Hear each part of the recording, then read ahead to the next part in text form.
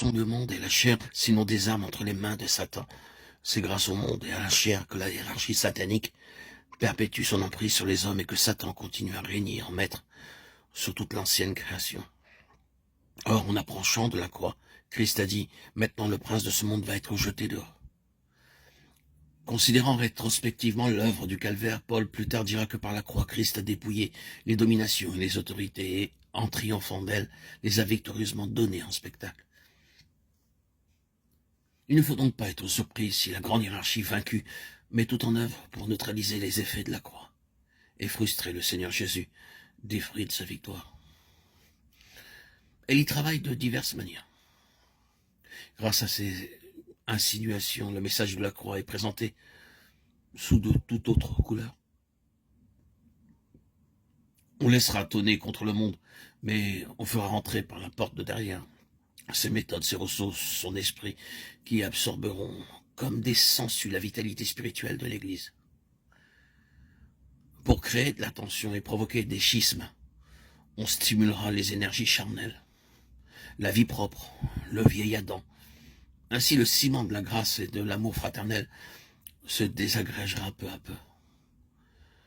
Pour obscurcir la nécessité de la régénération, on mettra l'homme au premier plan en poussant à la philanthropie, au culte de la beauté. On encensera en temps et hors de temps l'héroïsme, le talent, la morale naturelle.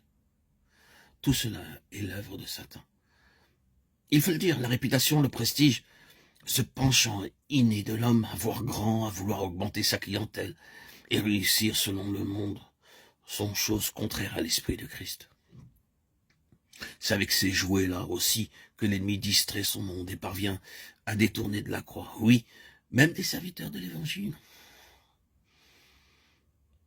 Une prédication fidèle de la croix comporte une victoire complète sur le monde, sur la chair et sur Satan, ainsi qu'une émancipation complète de toute espèce d'attache ou de servitude à leur égard.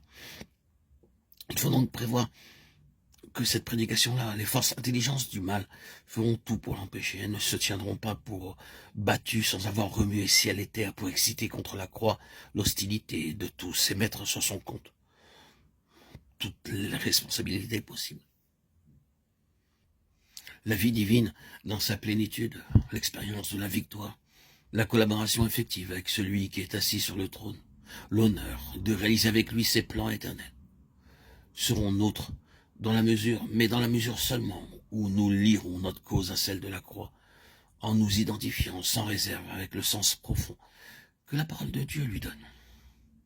J'ai été crucifié avec Christ. Désormais, ce n'est plus moi, c'est Christ.